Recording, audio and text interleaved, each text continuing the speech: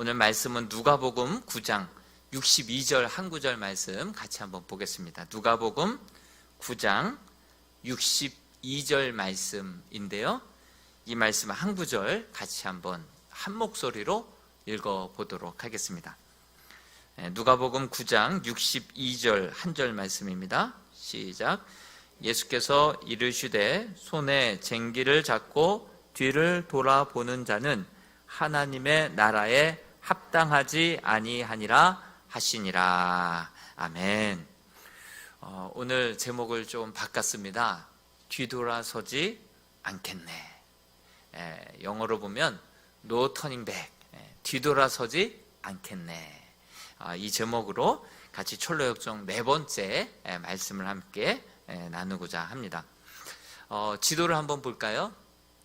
지도를 보면 그 크리스천이 이제 그레슬리스라고 은혜를 알지 못하는 한 사람이 죄에 대해서 각성하기 시작하면서 장차 멸망할 도성 장망성을 이제 떠나게 됩니다. 떠나게 되어서 이제 막 떠나자마자 뒤에 따라 붙는 사람들이 따라 붙는데요.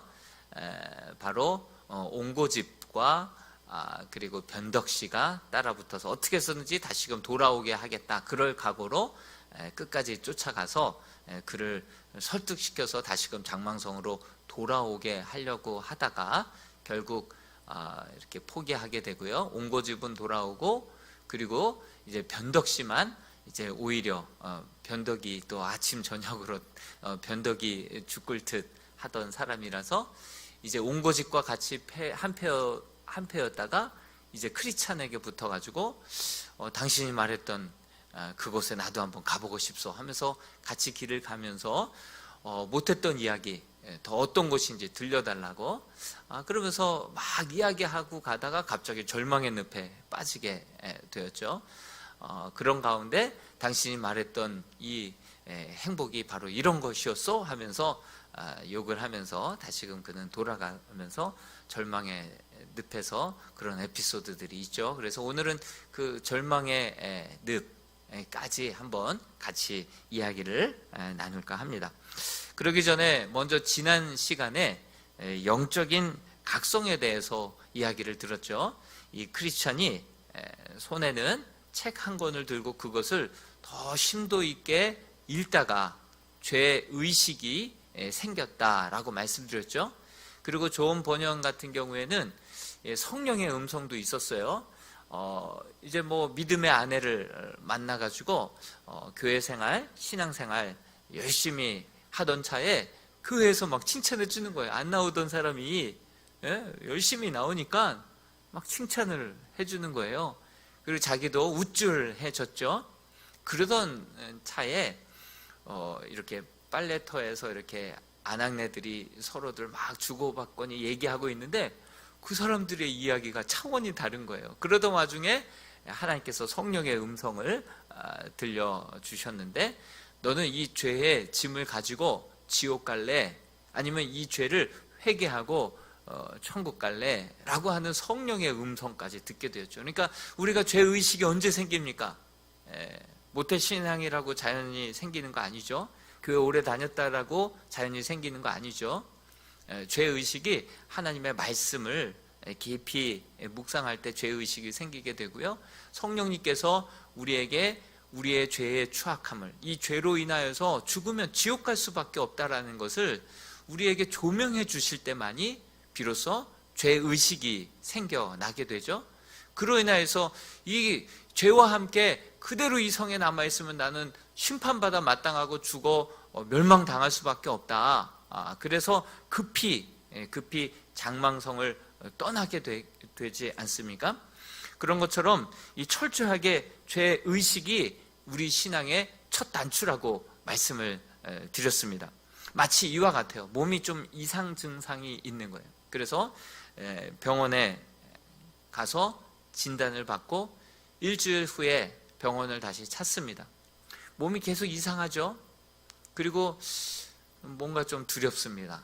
그리고 의사에게 이야기를 듣는데 말기 암 판정을 받습니다. 그때부터 자신의 질병은 스스로 절대로 고칠 수 없다.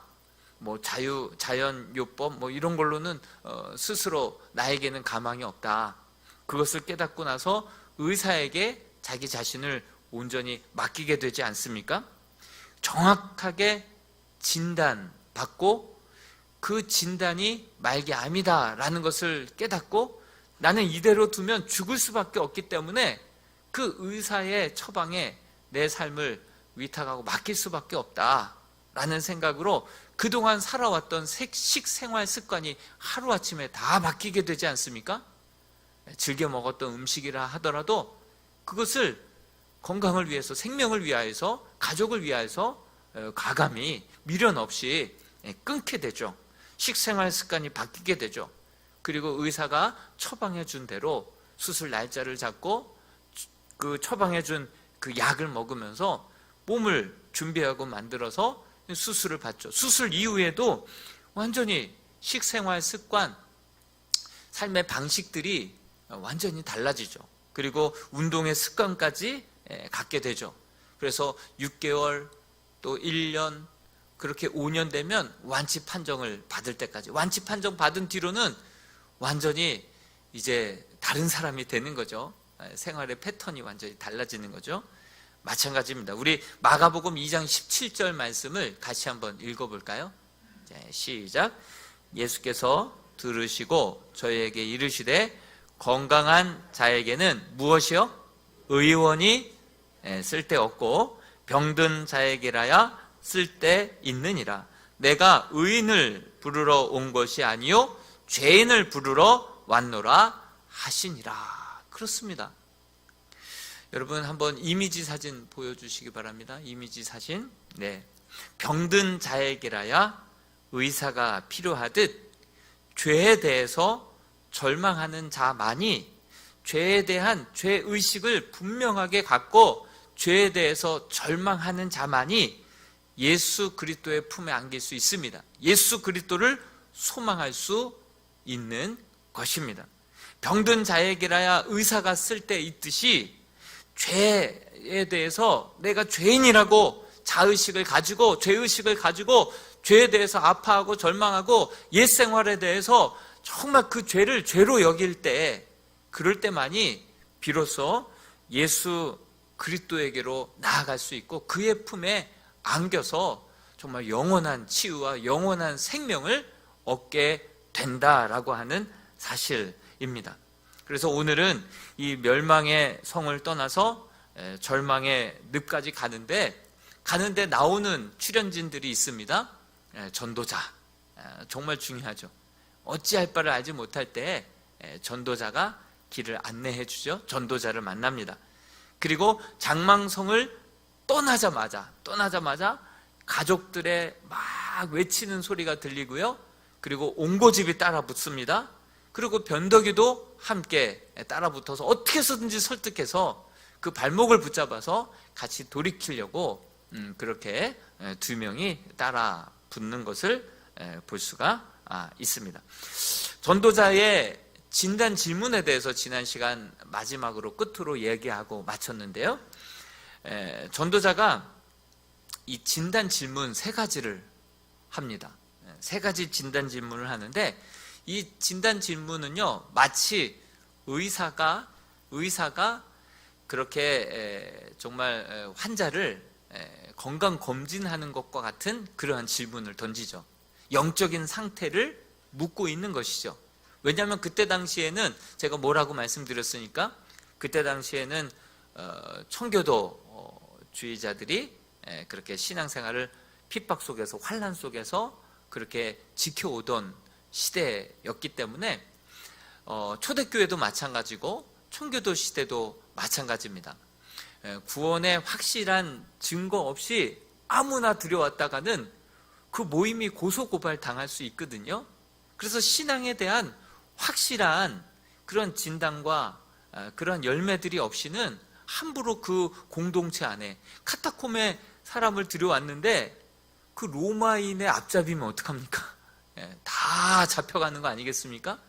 그러니 확실한 신앙의 고백 없이는 그 공동체에 함부로 발을 들여 놓을 수는 없죠.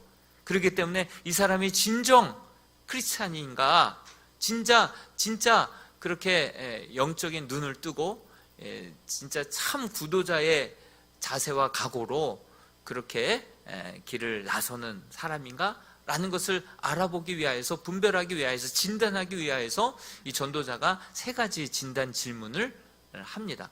그 진단 질문 안에는 구원에 대한 모든 것들을 다 설명하지는 않습니다. 설명해도 모르기 때문에. 그렇지만 몇 가지를 물어봅니다.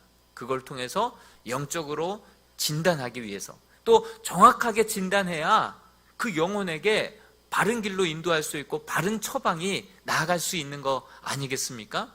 그래서 그 영적인 전도자가 3가지 진단 질문을 합니다. 첫 번째 질문은요, 왜 이렇게 울고 있습니까? 왜 이렇게 울고 있습니까?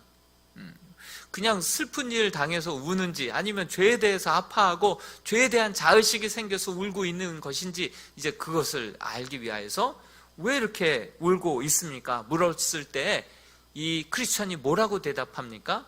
그 다음 문장 같이 한번 읽어볼까요? 시작. 지금 들고 있는 이 책을 읽으면서 죄의 삭슨 사망이요, 죄를 지은 영혼은 반드시 심판을 받게 된다는 사실을 깨달았습니다. 그렇게 죽기를 바라지 않습니다. 심판을 받고 싶지도 않고요.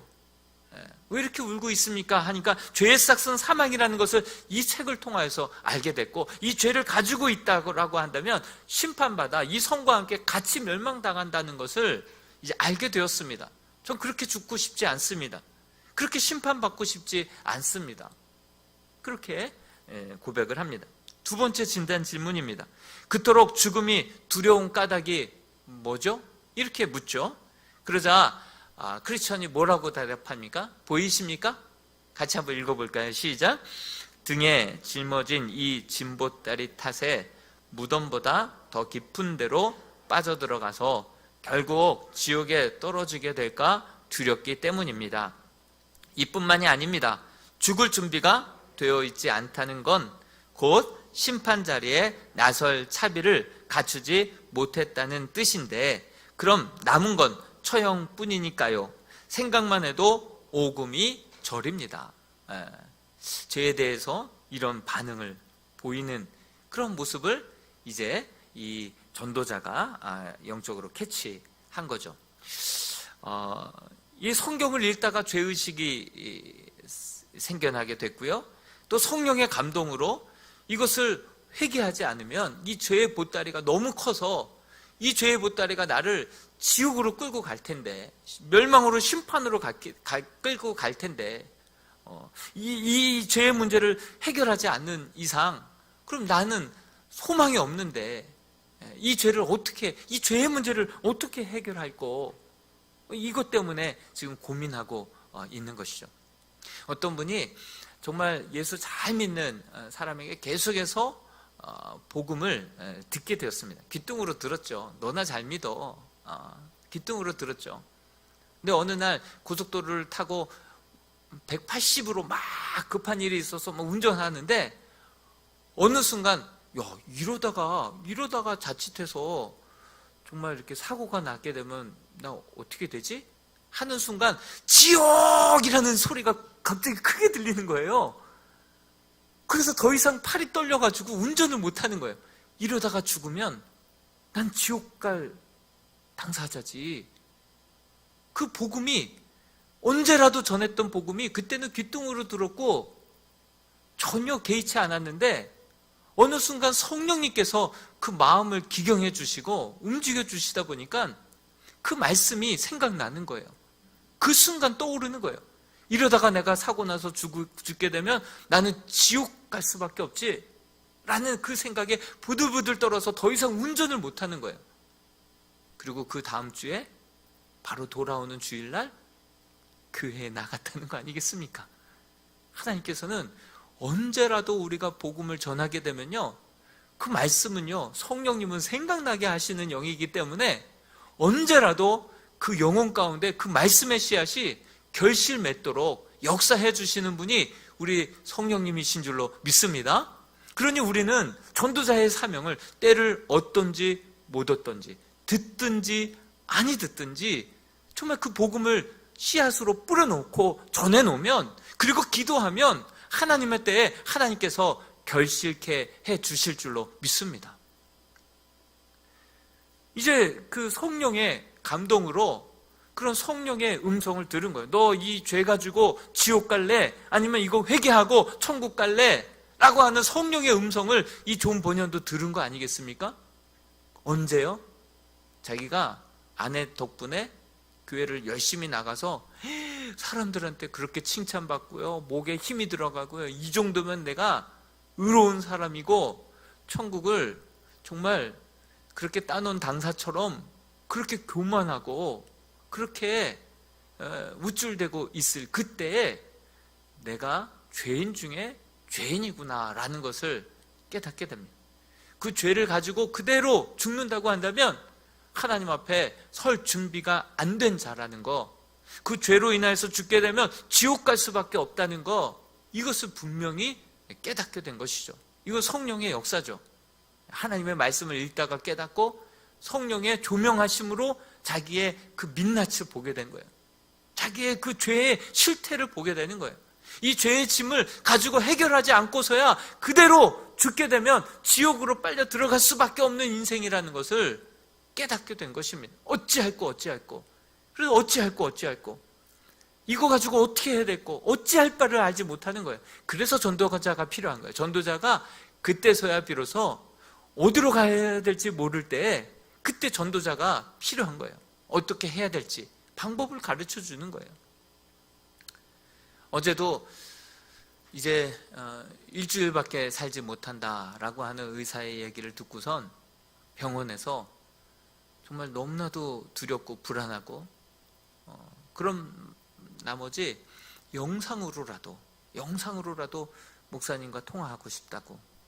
그래서 제가 그 마지막 순간에 어떻게 기도해야 될지, 어떻게 준비해야 될지, 그것에 대해서 영상으로 통화하고 정말 간절히 기도해 드리고 그 마음이 평안해지는 모습을 제가 보고 전화를 끊었습니다. 정말 이 코로나 시국에 정말 가족 외에는 들어갈 수 없기 때문에, 가족도 한 명밖에 못 들어가기 때문에 지금 더 죽음 앞에 두려워하고 있는 성도들이 많이 있을 것 같아요. 정말 찾아가서 손 붙잡고 정말 눈물로 기도해드리고 주님 영접하고 정말 평안한 마음 가운데 정말 천국을 바라보며 그렇게 주님 품에 안기듯 소망하며 그렇게 평안한 가운데 가실 수 있도록 마지막을 그렇게 보내드려야 되는데, 그러지 못한 마음에 너무 마음이 좀 아팠습니다. 그러나 그 영상통화를 통해서 그 얼굴이 평안해지는 모습을 보면서 얼마나 정말 내가 할 일이 바로 이거구나 라는 것도 다시 한번 깨닫게 되었습니다. 세 번째 진단 질문이 뭡니까? 사태가 그렇게 심각하다면 어째서 이렇게 마냥 손을 놓고 있는 겁니까? 이렇게 질문할 때 이 크리스찬은 하지만 어디로 가야 할지 도무지 모르겠어요 라고 답변을 합니다. 그때 전도자가 필요하다고 했죠. 정말 전하지 않으면 그들이 어찌 믿겠으며 어찌 듣겠는가. 우리가 전해야 될 그 전도자의 사명을, 코로나라 하더라도 사람이 안 죽습니까? 코로나라 하더라도 사람은 죽고 주님 앞에 서야 됩니다. 예외가 없습니다. 그렇기 때문에 듣든지 아니 듣든지 우리는 때를 결정할 것이 아니라 정말 하나님의 복음을 늘 전하는 전도자의 삶을 살아야 할 것입니다. 그렇게 물을 때 전도자가 대답합니다. 저 멀리 좁은 문을 향해 가라고. 저 좁은 문을 향하여서 손을 가리키면서 전도자가 가르쳐 줍니다. 보입니까? 안 보인다는 거예요. 안 보인다는 거예요. 그렇다고 한다면 저 빛은 보입니까? 저 환한 저 빛, 빛은 보이십니까? 네, 보인다고 하죠. 그 빛을 따라서 그렇게 가다 보면 좁은 문이 나올 겁니다. 그리고 좁은 문을 열심히 두들기면 거기에서 누군가가 나와서 그 다음 길을 알려줄 것입니다. 그렇게 이야기를 해줍니다. 근데 이 빛은 하면서 저 전도자가 저 좁은 문을 가리켜서 보이십니까? 안 보인다고. 그러면 저 빛을 쫓아서 가다 보면 좁은 문 나온다고 그렇게 이야기하면서 저 빛은 무엇이냐? 좋은 번역이 시편 119편 105절을 그 옆에다가 적어놨거든요. 우리 시편 119편 105절 말씀을 같이 한번, 그 빛이 무엇인지 같이 한번 읽어보겠습니다. 시작. 주의 말씀은 내 발의 등이요 내 길의 빛이니이다. 그 환한 빛을 쫓아서 쭉 가다 보면 좁은 문으로 가게 된다고 말했죠. 근데 그 빛은 뭐냐면 시편 119편 105절에 좋은 번역은 바로 주의 말씀을 그 환한 빛이라고 적어 놓은 것입니다. 여러분, 우리는요 기존에는 내 방식대로 하고 싶으면 하고 말고 싶으면 말고 내 옛 죄된 습성대로 그렇게 장망성에서 죄악을 먹고 마시고 죄인지도 모르고 죄악 가운데 휘청거리며 우리는 살아오지 않았습니까? 그런데 이제 장망성을 떠날 크리스찬에게는 이제는 내 옛 생활 방식대로 살아갈 것이 아니라 이제는 이 하나님의 말씀을 쫓아서 살아가야 된다라고, 이제는 내 옛 생활을 떠나고 버려버리고 벗어버리고 이제는 하나님의 말씀을 쫓아서 내 방식대로가 아니라 하나님의 말씀대로 살아가는 삶을 그렇게 하루하루 묵상하고 그 말씀을 쫓아서 살아가다 보면 어느덧 좁은 문으로 도착하게 되고, 그 좁은 문, 좁은 길을 통과해서 가다 보면 그 길 끝에 예수님이 우리를 양팔 벌려 기다리고 계시고 그 길이 바로 생명의 길이라고 그렇게 안내자가 이야기를 합니다. 여러분, 장망성은 우리가 우리 삶의 주인이 되어서 내가 마음대로 살아왔던 그러한 도시를 바로 장차 멸망할 성이라고 이야기합니다. 우리는 옛 옷을 벗어버리고 옛 죄된 습성을 벗어버리고 그리고 이제는 하나님의 말씀대로 하나님의 빛의 자녀답게 우리는 하나님의 뜻을 쫓아서 이제 살아가야 하는, 그렇게 새 삶을 살아가는 그러한 존재들이 우리 크리스찬인 줄로 믿습니다. 여전히 크리스찬임에도 불구하고 여전히 주일날만 그냥 나와서 예배드리고 또 월, 화, 수, 목, 금, 토는 또 옛 생활로 그대로 살아가고 있다고 한다면 아직 장망성을 떠나지도 않은, 첫 단추도 제대로 끼지도 못한 그러한 성도임을 우리는 알아야 할 것입니다. 그러면서 그 좁은 문은 어떻게 말씀하고 있습니까? 마태복음 7장 14절인데요. 같이 한번 읽어볼게요. 시작. 생명으로 인도하는 문은 좁고 길이 협착하여 찾는 자가 적음이라. 이 좁은 문은요, 그 문틈이 좁아서 좁은 문일까요? 그 문이 아주 작아서 좁은 문일까요? 왜 좁은 문일까요? 찾는 자가 적어서 좁은 문이라고 말하고 있어요. 적어서 좁은 문이 아니라 찾는 자들이 적어서 그 문을 좁은 문이다라고 성경은 말씀하고 있습니다. 그러니 이 뜻은 무엇입니까? 내 방식대로 그냥 살아가는 사람들이 대부분이다니 이거예요. 내 생각대로, 내 습관대로, 내 살아오던 방식대로 그냥 살아가는 사람들이 너무나도 많고 그들이 들어가는 문은 넓은 문이다. 그렇지만 이제 내 옛 생활을 벗어버리고 하나님이 말씀하시는 대로, 내 생각과는 다르지만 하나님이 말씀하시는 그러한 삶을 어렵지만 힘들지만 하루하루 그 말씀을 묵상하고 그 말씀 앞에 내 자신을 쳐서 복종시키며 하나님의 말씀에 이해가 되든 이해가 되지 않든 그 말씀 힘들지만 내 생각과는 다르지만 그렇게 살아왔던 삶은 아니지만 내 생각 벗어버리고 주님의 말씀이라면 내가 순종하겠나이다, 그런 마음을 가지고 끝까지 순종하며 살아가는 삶을 살아가는 사람들이 적다 많다? 적다라고 말씀하고 있어요. 다 살던 대로 살아가지, 습관대로 살아가지, 하나님의 말씀 따라 살아가는 사람은 지극히 적다는 거예요. 그런데 그렇게 적게 살아가는 사람들이 내 습관대로, 내 방식대로, 내 살아왔던 그러한 방식대로, 죄된 습관대로 살아가는 것이 아니라 그 생각, 그 장망성을 떠나듯이 옛 생활을 벗어버리고, 이해가 되든 안 되든 하나님의 말씀 읽고 이 말씀을 바꿀 것이 아니라 나를 바꿔야지. 그래서 말씀 앞에 나 자신을 쳐서 이해가 되든 안 되든 남을 판단하려고 하지 않고 교만하려고 하지 아니하고 남에게 대접을 받고자 하는 대로 남을 대접하고 자존심이 허락하지 않는다 하더라도 그 말씀 앞에 내 자신을 쳐서 복종시키며 좁은 문 좁은 길로 들어가는 자, 그러한 자가 결국 예수 앞에 서게 될 것이고, 예수님으로 말미암아 우리가 해결할 수 없는 죄의 짐을, 죄의 그 모든 짐을 해결받고 용서함 받고 구원함을 받아서 영원한 생명을 저 천성으로 들어가게 될 줄로 믿습니다.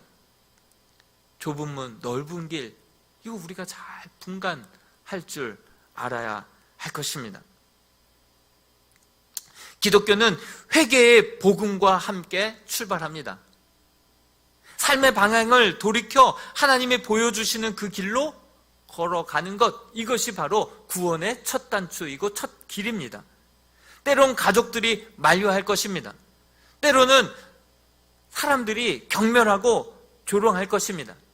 그럼에도 불구하고 가야 할 그 길이 바로 우리가 가야 할 길입니다. 노 터닝 백.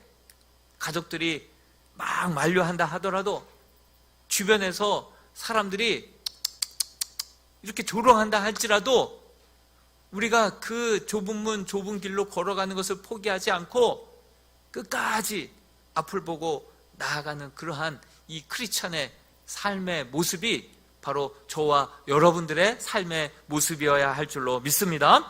크리스찬은 길을 떠나자마자 이제 옹고집과 변덕으로부터 크리스찬이라고 하는, 그리스도인이라고 하는 이름을 받게 됩니다.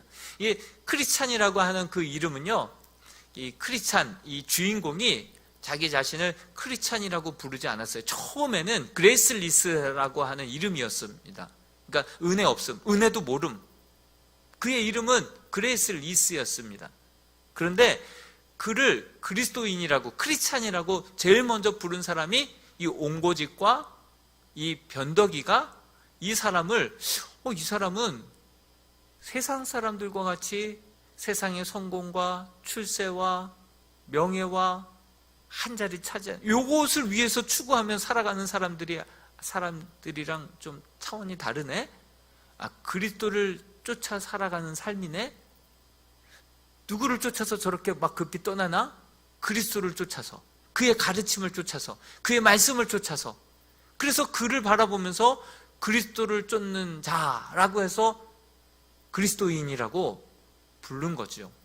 그러니까 그리스도인이라고 하는 이 정체성은 세상 사람들이 보기에 세상의 명예와 그 돈과 그 쾌락과 이런 것들을 쫓는 자들과 전혀 다른 거예요. 그래서 그들이 보기에 저 사람 그리스도를 쫓는 사람이야. 그래서 크리스토스는 주님이고요, 이아노스는 팔로워, 뭐뭇을 추종하는 자. 그래서 바로 크리스토스 그리고 이아노스 합성어가 크리스찬이라고 하는 뜻이죠. 그래서 그때 당시에 헤롯을 추종하는 사람을 헤로디아노스라고 불렀어요. 카이사랴, 황제를 추종하는 자들을 카이사랴노스라고 불렀어요. 그런 것처럼 그리스도를 추구하는 사람을 그리스도인이라고 불렀다라고 하는 사실이죠. 이것은 다른 사람들에 의해서 그리스도인이라고 하는 명칭이 나오기 시작한 거예요. 여러분, 실제로 이 존 버녀는 이 말씀을 읽고선, 기억하고선 이렇게 글을 적었겠죠. 우리 사도행전 11장 26절 말씀을 같이 한번 읽어보겠습니다. 시작. 만남에 안디옥에 데리고 와서 둘이 교회에 1년간 모여 있어 큰 무리를 가르쳤고, 제자들이 안디옥에서 비로소 그리스도인이라 일컬음을 받게 되었더라. 그리스도인이라고 하는 그 이름을 다른 외부인들, 안 믿는 사람들로부터 듣게 된 거예요. 그렇다고 한다면 오늘날 그리스도인들은 뭐라고 불려지고 있죠? 요즘은 그리스도인이라고 안 부르대요. 뭐라고 다 사람들이 통일된 명칭이 있대요. 무슨 기독교라고도 안 불러요. 그죠? 개독교. 개독교라고 불러요. 사람들이 우리를 볼 때 고상한 척은 다 하면서 결국 뒤로는 우리보다도 더 욕심부리고 우리보다도 더 거짓되고 음란하고 가식적이고 외식적이야. 사람들이 우리를 그렇게 부르고 있다라고 하는 사실인데, 이거는 누구 책임입니까? 인정해야 됩니다. 인정해야 됩니다. 사람들이 우리를 보기에 저 사람은 정말 그리스도를 추종하는 자야. 이 세상의 가치관과는 전혀 다른 뭔가를 추구하는 자야. 그렇게 사람들의 눈에 보이고 그렇게 불려져야 정상이다라고 하는 사실이죠. 우리가 다시 한번 그 이름의 그 비밀을 다시 한번 탄환해 올 수 있는 우리 이람의 성도들이 될 수 있기를 주님의 이름으로 축원드립니다. 이제 가족들과 이제 온고집과 이 변덕, 이 장망성을 떠나서 이제 무조건 이 장차 망할 이 성은, 이 죄된 내 생활은 이제 버려버릴 거야. 이 성은 떠나야 돼 하고 정신없이 떠나려고 하는데 유혹과 시험이 다가옵니다. 먼저 가족들이 아빠 4명의 자녀들이 있는데 아빠 하고 불러요. 어디 가냐고. 채 몇 걸음을 떼어놓기도 전에 아내와 아이들이 상황을 눈치채고 어서 돌아오라고 소리친다라고 책에는 기록되어 있습니다. 가족들이 그렇게 부릅니다.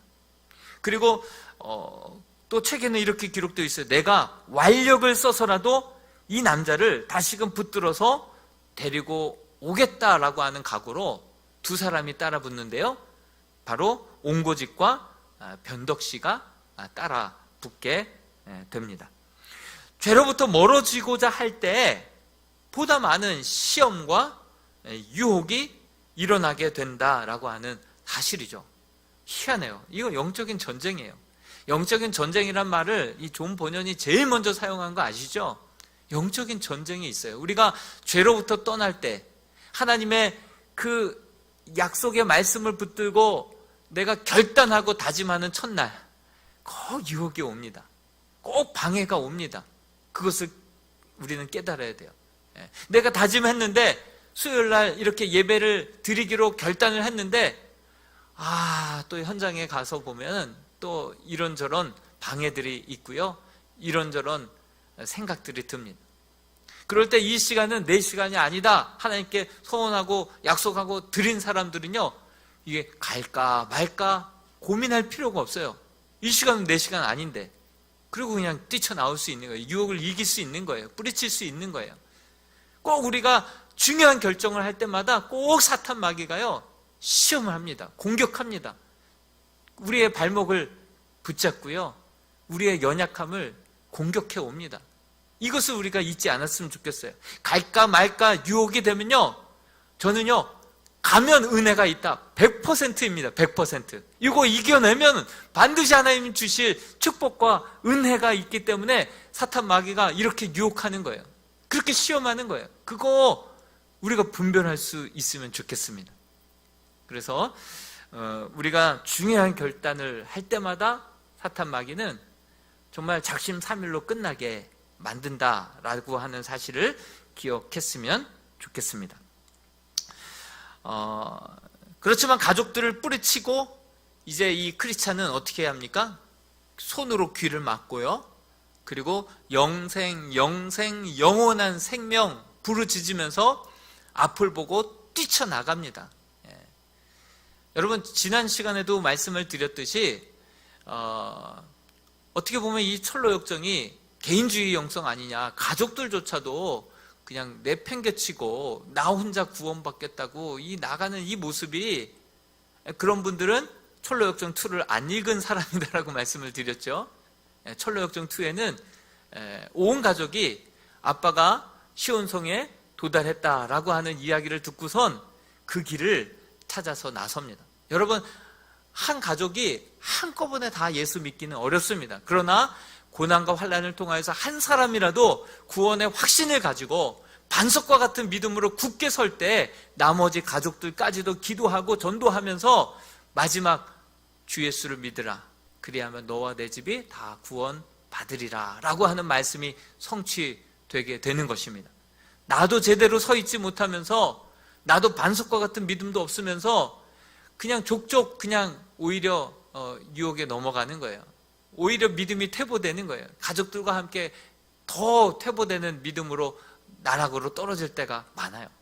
그러니 나라도 먼저 제대로 믿고 큰 확신 가지고 흔들리지 않는 반석과 같은 믿음을 가지고 그렇게 떠내려가는 자녀들을 한 명씩 한 명씩 건져 올릴 때 온 가족들이 나 한 사람을 통하여서 주 예수를 온전하게 믿게 될 줄로 믿습니다. 그렇게 크리스찬이 이제 달려나갑니다. 그럴 때 이제 온 고집이 어떻게 해서든지 내가 완력을 써서라도 저 사람을 설득해서 데리고 와야지. 이름 그대로 고집이 센 온고집이에요. 온고집. 온고집이 처음에는 막 비아냥거립니다. 그리고 어떨 때는 막 고함도 지릅니다. 또 어떨 때는 감정에 막 호소하기도 합니다. 막 그러면서 이제 크리스찬을 어떻게 해서든지 그렇게 설득시켜갖고 다시금 돌아오게 하려고 그런 미션을 가지고 이제 크리스찬에게 접근을 합니다. 막 처음에는 멀리 떨어졌었는데 그냥 그런 각오로 막 쫓아가다 보니까 바로 뒤에까지 쫓아가서 크리스찬을 부르니까 왜 자꾸 따라오냐고, 당신을 설득해서 데리고 가려고요. 본색을 드러내죠. 그러자 크리스찬은 장차 죽게 된 것이 아니라 심판받, 그러니까 그냥 뭐 때 되면은 결국은 자연사하는 그 정도가 아니라 심판받아 죽게 된다고. 그래서 나는 이 성을 떠나야 된다고. 그러니 나랑 같이 갈 거 아니면 나 말릴 생각하지 말라고. 그러면서 앞으로 나가려고 할 때 이 온고집이 이제 묻습니다. 뭘 묻습니까? 그 온고집의 질문 같이 한번 읽어볼까요? 온고집의 질문 시작. 기가 막혀서 온고집이 내뱉었다. 그러니까 친구들과 안락한 생활을 다 버리란 말이요. 그러니까 예수 믿는 사람들에게, 예수 믿는 사람들이 제일 많이 받는 질문이 뭡니까? 예수 믿으면 술도 못 먹고 담배도 못 피우고 여자도 못 만나고 뭔 재미로 사냐? 그 친구, 그 재미, 그 죄 어떻게 다 끊고 하루아침에 그렇게 사람이 갑자기 바뀌면 죽어 이러면서 그 좋던 친구 세상낙 이거 어떻게 다 끊냐? 그러니까 사람들이, 천주교는 어때요? 술도 먹죠, 제사도 드리죠. 그러니까 시작은 일단 기어 천주교부터 시작해. 그렇게 얘기하는 사람들도 있습니다. 어떻게 보면 참 기독교를 향하여서 재미없다, 뭔 재미로 믿냐, 조롱을 합니다. 그리고 혼자서 고상한 척하면서 뒤돌아서는 나보다도 더해. 이제는 막 협박도 합니다. 그리고 막 회유도 하고 조롱도 하고 협박도 하면서 어떻게 해서든지 다시금 뒤돌아서게 만들기 위하여서 그런 저런 공격들, 질문들, 회유들을 합니다. 그때 이 크리스천은 뭐라고 대답합니까? 같이 한번 읽어볼까요? 여러분이 포기한, 시작. 여러분이 포기하는 것들의 가치를 통틀어 계산해봐도 내가 앞으로 누리려는 즐거움의 지극히 일부분에도 미치지 못합니다. 나와 더불어 끝까지 동행하면 모두 축복을 받아서 상상조차 할 수 없을 만큼 값진 보화를 함께 나누게 될 것입니다. 같이 가서 내 말이 사실인지 거짓인지 확인해 봅시다. 경중을 따져보면 내가 잃는 것도 많지만 그러나 얻게 되는 것이 상상을 초월할 정도로 더 값지고 더 귀합니다. 영광 때문에 이거보다 더 영광된 거 없습니다. 그래서 자신 있게 얘기하는 거예요. 제가 이 글을 보고 그 오빠가 또 생각이 났어요. 이간희 집사가 항암 치료 받으면서 다락방에 모였을 때 거기 모여있는 부부들끼리 이야기를 나누던 이야기 생각나죠. 그가 이렇게 얘기했죠. 저도 하나님께 섭섭한 마음이 들 때도 있습니다. 그럴 때마다 나만이 계산해 보는 손익계산서가 있다는 거예요. 그것을 따져본다는 거예요. 그래서 그 손익계산, 그러니까 자기가 공대생이기 때문에 손해는 안 본다는 거예요. 철저하게 계산을 잘 한다는 거예요. 그래서 그 손익계산서를 따져보면 항상 플러스가 마이너스보다 훨씬 많다는 거예요. 여태까지 내가 살아오면서 누렸던 은혜들, 그 플러스들이 훨씬 더 많다는 거예요. 내가 잃었던 것보다도 하나님 앞에 섭섭하고 서운했던 것보다도 하나님 앞에 자격도 조건도 없는데 나를 이렇게 귀하게 여겨주시고 베풀어 주시고 은혜를 주신 것이 상상할 수 없을 정도로 훨씬 크다는 거예요. 그래서 섭섭하지 않다는, 손익계산서를 이렇게 계산해 보면 섭섭한 마음이 한순간 다 사라져 버린다라고 고백을 하는데요. 맞죠? 크리스찬이 지금 그 고백하고 있는 것입니다. 여러분, 우리가 사도행전 17장 25절 말씀을 같이 한번 읽어보겠습니다. 시작. 또 무엇이 부족한 것처럼 사람의 손으로 섬김을 받으시는 것이 아니니 이는 만민에게 생명과 호흡과 만물을 친히 주시는 자이심이라. 하나님을 믿으면 뭔가 하나님이 부족한 게 많아서 우리를 데려다가 헌금 내라고 하고 봉사일 시키고, 하나님이 뭔가 부족한 게 많으니까 그 부족함은 우리들을 통하여서 다 채우시고자 우리를 부르셨다고요? 아니죠. 우리 하나님은 뭔가 부족한 것처럼 사람들의 손으로 섬김을 받으려고 우리를 부른 분이 아니다. 그분은 우리에게 생명과 호흡과 만물을 주시기 위해서 우리를 부르시고 자녀 삼으신 분이 우리 하나님이신 줄로 믿습니다. 우리가 다 헤아릴 수 없어서 그렇지 하나님이 우리에게 주신 것들을 손으로 다 헤아릴 수 없습니다. 하늘을 두루마리 삼고 바다를 먹물 삼아도 그 하나님의 은혜를 우리가 다 깨달을 수도 다 갚을 수도 없다라고 하는 사실을 우리가 잊지 않았으면 좋겠습니다. 그러니 온 고집의 어떤 주장에도 이 크리스찬은 흔들리지 않고 뒤돌아서지 않게 된 것이죠. 오늘 또 시간이 좀 많이 흘렀는데요. 우리 오늘만 날이겠습니까? 오늘 끝장을 보려고 하지 않고 또 우리 설 명절 끝나고 또 계속해서 말씀을 이어갔으면 좋겠습니다. 오늘 우리가 이 말씀을 생각하면서 같이 우리가 한번 찬양하고 기도했으면 좋겠습니다. 우리들의 신앙, 정말 장망성을 떠나야 합니다. 회개 없는 신앙, 죄를 죄로 여기지 않는 신앙, 죄를 여전히 떠나지 않는 신앙, 하나님의 말씀대로 살아가지 않는 신앙, 이거는 좁은 문 좁은 길, 생명으로 가는 길이 아닙니다. 그것을 기억하면서 우리의 신앙의 첫 단추, 다시 한번 이 철로 역정을 통하여서 영적인 우리들의 신앙을 진단하면서 그거에 대한 처방을 하나님의 말씀으로부터 우리가 생각하면서 정말 하나님이 기뻐하시는 그러한 신앙의 삶으로, 그러한 여정이 될 수 있기를 주님의 이름으로 축원드립니다.